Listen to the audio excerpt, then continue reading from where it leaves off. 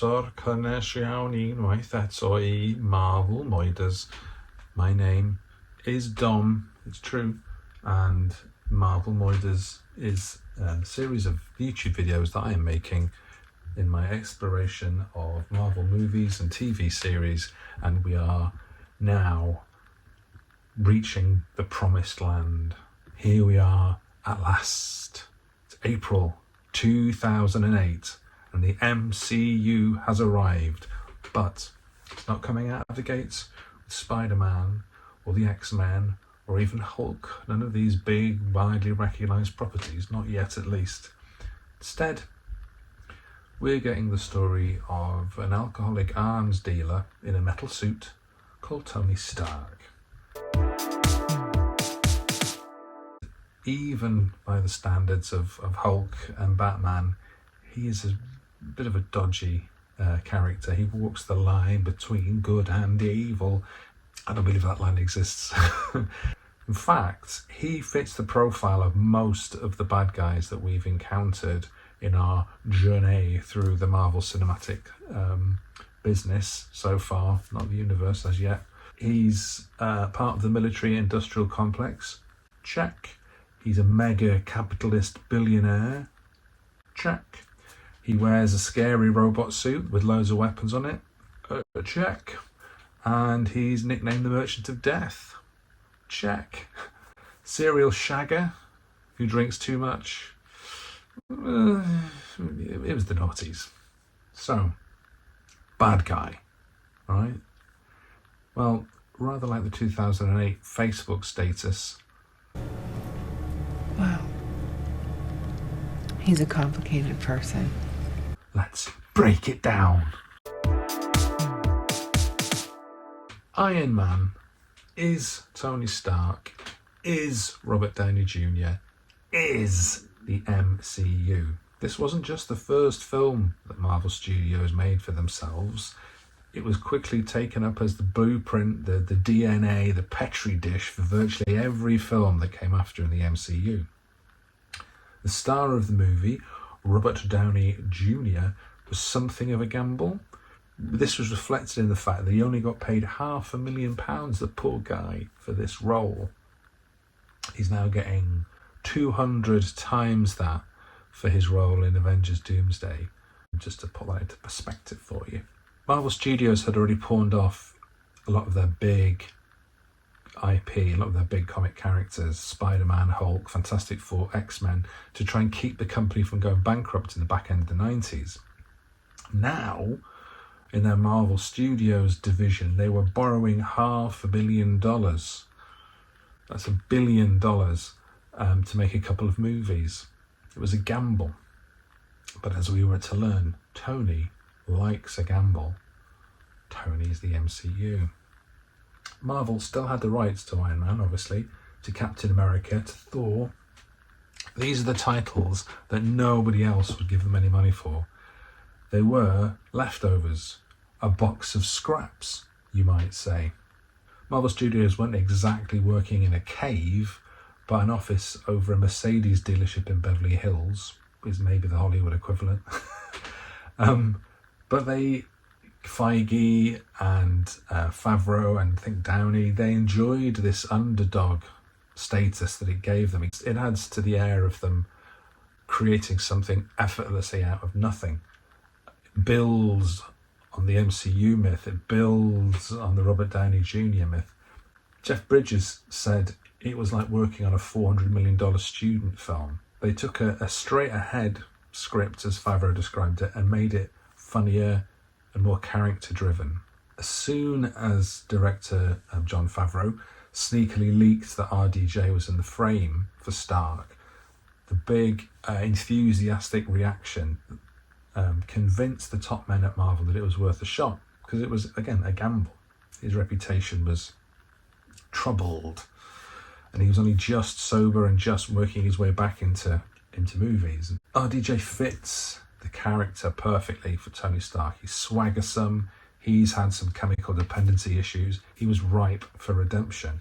He also had a knack for improv that set the template of what MCU productions would become. Witty, playful, not afraid of a bit of irony here and there. Irony man. Sometimes he's wearing shades indoors so that you can't see RDJ reading the cue cards. Everything was being made up and rewritten as they went along, which is dangerous, but when it came off, fantastically fresh and invigorating and worked really well. And they've been chasing that with all the other films they've made since.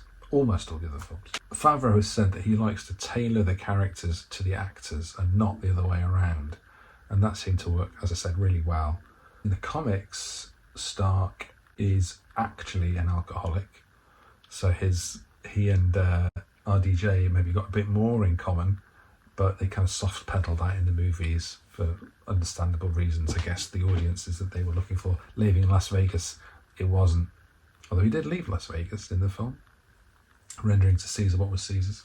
This aspect of it, of the whole kind of mythology of Iron Man, is a bit niche. It's me reaching for symbols again. Like the idea that the arc reactor, the energy source, represents fan enthusiasm, and that is what's driven Iron Man, and that is what's driven the movie, this enthusiasm of the fans. It's like the fact that if you could somehow harness male sexual energy, that would probably keep the lights on across the world for the next 3,000 years, Going forward, Iron Man would become a cipher, I think, really for MCU within the films.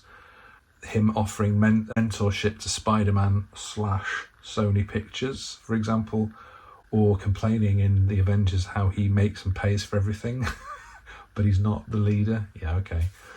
Stark's personality drives the whole Infinity Saga. He creates villains at every turn, from Ultron to Whiplash to the Vulture. He is essential to both the good and the bad guys in the film, but he can't really be the bad guy in his own movie, can he? Problematic, maybe, but...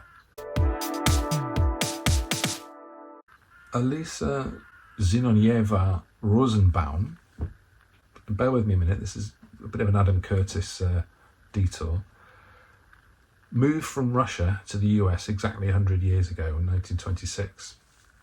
She became a screenwriter and a novelist, writing under the pen name of Ayn Rand. And perhaps, understandably, as someone whose family had fled Stalinist Russia, she was not a big fan of collectives. She was all about the individual and how the individual should chase their own benefit rather than doing any kind of altruism or thinking about society as a whole. She wrote a novella called Anthem about a totalitarian dystopia where the pronoun I had been banned. So maybe it's not a big surprise that her works have been a big hit with right-wing libertarian types. We know what their kind of relationship to pronouns is. This is all very interesting, Dom, but what does this detour have to do with Iron Man? Well, Tony Stark fits her idea of a hero perfectly. Rand was a big believer in the solitary genius being surrounded and hampered by inferior minds. The architect protagonist of her hit novel from the 1940s, The Fountainhead, is a good example of this. And Tony seems to constantly conceive and develop ideas all on his own that the inferior engineers at Stark Technologies can't replicate. Tony Stark was able to build this in a cave with a box of scraps. He doesn't want to share his ideas with Obi, although maybe that's because he's got a sense that Obi isn't playing straight. Also in Iron Man 2, he doesn't want to share the Iron Man costume with the state. I'll get round to that mega capitalist text in a few weeks maybe, but yeah, he's not a sharer. He doesn't work well with others. The movie draws also on the history of Howard Hughes, who was the previous model for isolated billionaire inventor oddballs. I don't see Tony's Malibu house full of vats of his own urine, but there are some similarities to be drawn. And the production, part of the scenes were even shot in the building where Hughes made his famous Spruce Goose aeroplane. They even shot some scenes in the town of Downey, California. The Downey stages, which if that didn't do a bit to swell RDJ's head, I don't know what wouldn't. Well, everything seems to swell his head. The forces that Iron Man is pitted against in the film, they're also the kind of Randian enemies. The Ten Rings are like this multilingual. They speak Arabic, Urdu, Dari, Pashto, Mongolian, Farsi, Russian. Amorphous, suspiciously non-European organisation. Rand, who was quite racist and had ideas about civilization that were typically racist, that would have been her worst thing. No individuals, just an amorphous, massive humanity that didn't speak English. Obadiah Stane is the kind of corporate thief, the magpie of intellectual property, of Tony's genius. All of this fits the objectivist philosophy that she came up with really quite neatly. Obadiah is just so corporate. The services are no longer required.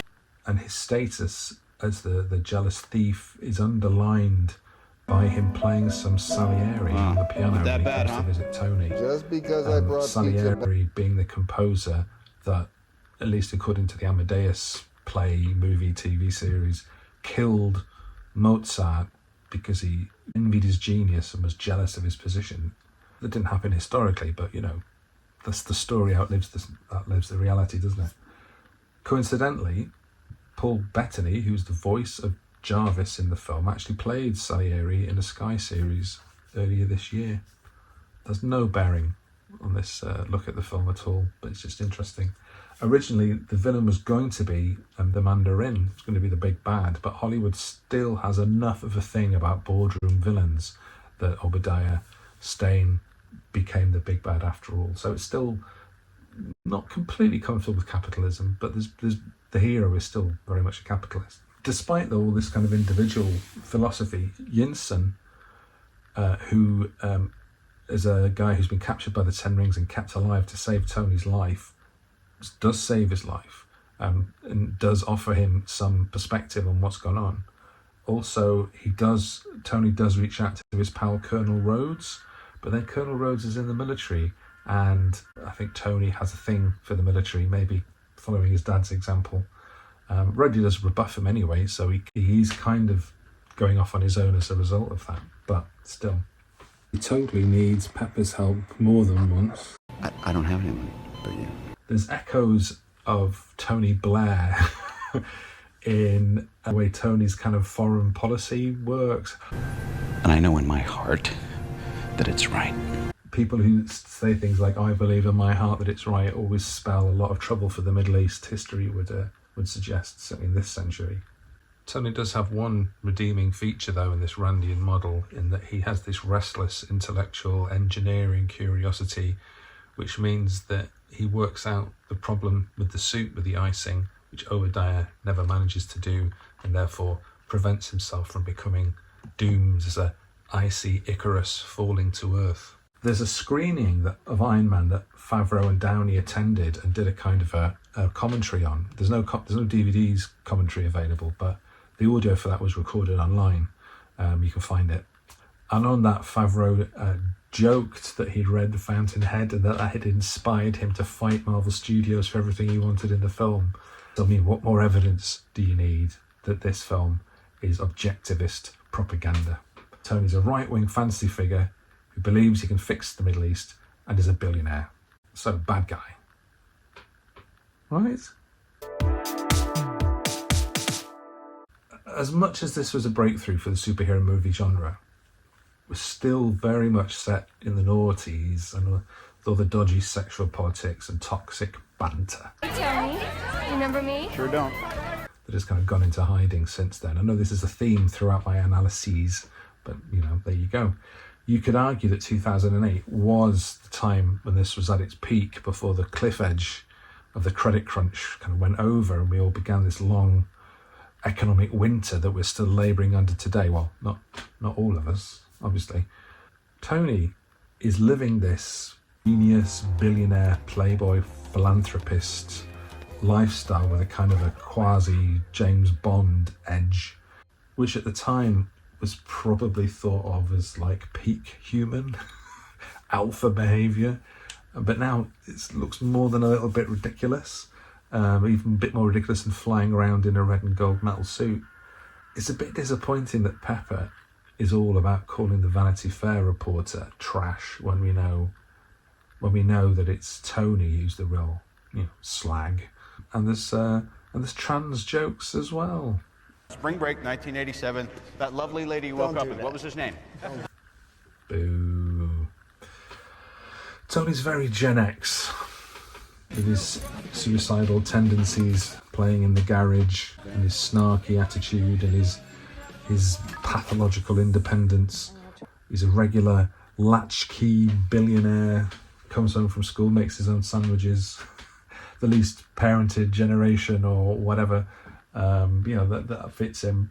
RDJ was born in 65, I think, so he's just the elder kind of Gen X as an actor, but the character is really on their kind of punky attitude.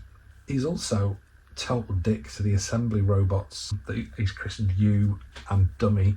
I don't know all the lore, but I'm assuming that he's built them himself at some point. So if he's not happy with their performance, then, he can look to himself instead of slagging them off. But apparently that was more RDJ improv because he thought they were stupid, the robots. The dummies save him in the end, the ingrate. So, yeah, I think he was being a dick, and I'm totally dousing him with a fire extinguisher as well.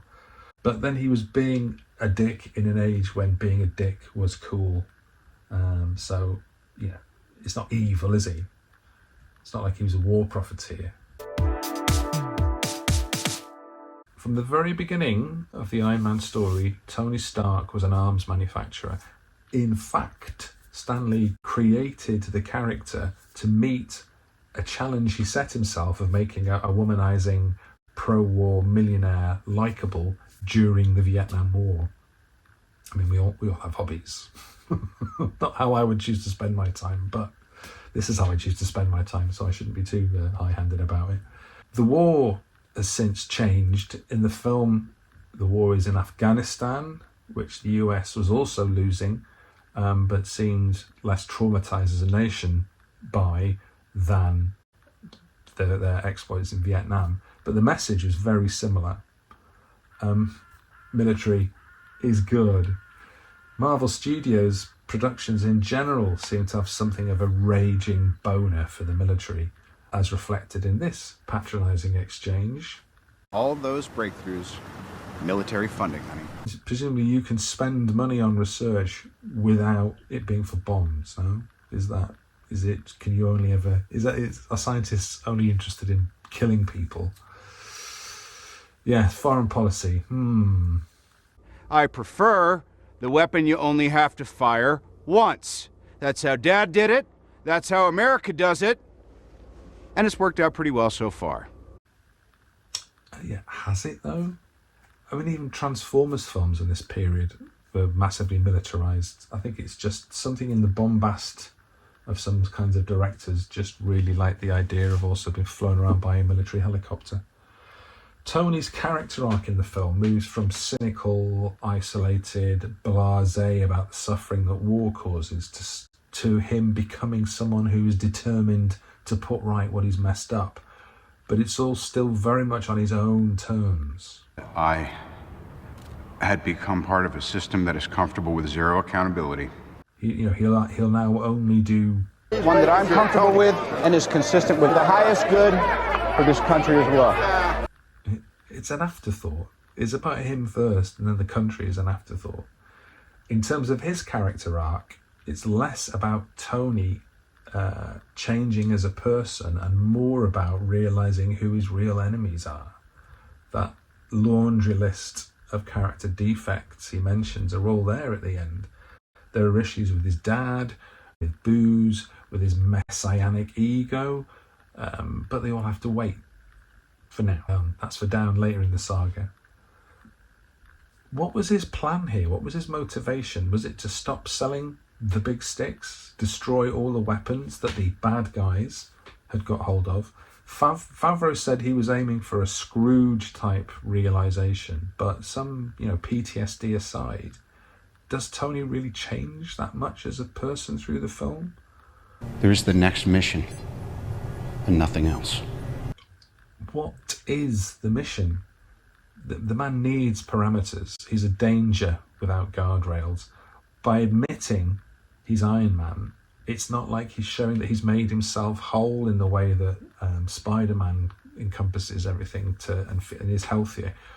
All Tony's doing is amplifying the image that was already there of the self-assured, self-sufficient, self-reliant, self-absorbed impresario. I am Iron Man. Leslie Bibb isn't impressed anyway. On the one hand, I have the likes, and on another little finger, the dislikes. Likes, the casting, fantastic. MCU casting was great. It got off to a flyer with this film.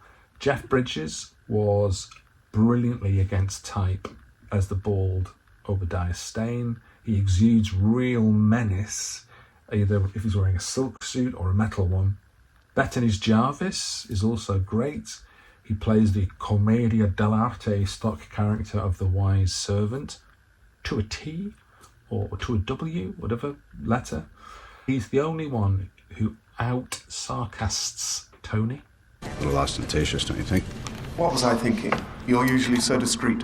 Gwyneth Paltrow, playing his assistant Pepper Potts and future wife, but we're a long way from that, is also great at pricking his balloon. The line about the Springs period. Is it a good representation of a spring period? No, the Springs was actually the neighborhood in East Hampton where he lived and worked, not... This was actually something that she said about the script in rehearsal, which Favreau found so deliciously bordering on condescension that he wanted to put it in the film, and he did. I like it. Dr. Yinsen also does a great job of providing some seriousness to the story. Apparently, the actor spent some of his childhood in Manchester. His name is Sean Taub, and Sean is about as mank a name as you can get. Nice one, Cocker. Clark Gregg, as Agent Coulson, also does a great job of being awkwardly cool. What I like about this film is that there are so many characters who are giving Tony some resistance and not all talking in the same way. In Iron Man 2, which we'll get to in a few weeks, Tony's basically surrounded by clones. In here, the characters are more different. The only future clone maybe is represented by Ironmonger, by the big suit that Obadiah makes as a kind of a shadow of Iron Man. And Iron Man's always fighting villains, and maybe Marvel films in general and TV shows, fighting villains that are just a kind of a clone, a doppelganger version of themselves. It's only really the Ironmonger suit, and everyone else is a bit more varied. That'll change in the next film.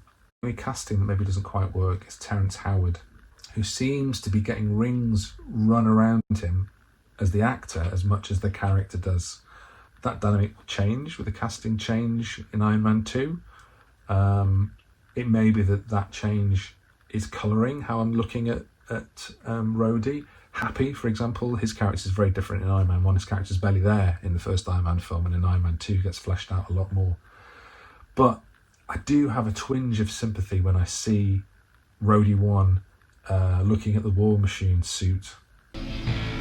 Next time, baby. Was not to be. Final word on actors. Stan Lee's cameo is an interesting one. It's funny that Tony mistakes him for Hugh Hefner, because it kind of also feels like it's a bit true that given the choice, Stan Lee would be a bit of a Hugh Hefner type, bit of a ladies' man / predator, don't know. Favreau's idea for the heads-up display effect was genius, and it's something that the MCU fully ran with. It was a great contribution to the MCU. I love the scene where he talks about air traffic control and all the details there of the flights kind of going over Malibu. Really good, great idea. Completely opened up the dramatization in a lot of ways of what's going on inside the suit. And you can still see it now in the Spider-Man Brand New Day trailer. I like how they worked the theme tune from the 1960s Iron Man cartoon into the fabric of the film.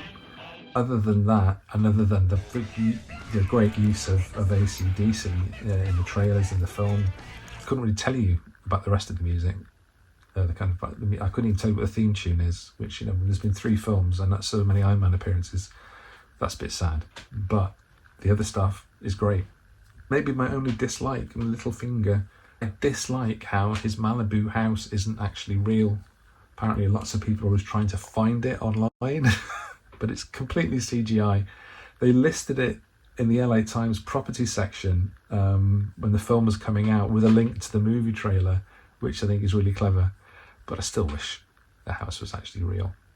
So, Penn, what do you think about Iron Man? Is he a bad guy?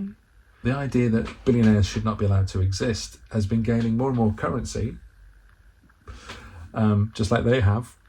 Many people say they've completely distended our social structure and economies, while also being periodically praised as wealth creators and visionaries. So, do we really want one of them, their billionaires, to be a central hero, the central hero of the MCU? Well, the problem is, it's a really cool and enjoyable movie, naughty's weirdness aside.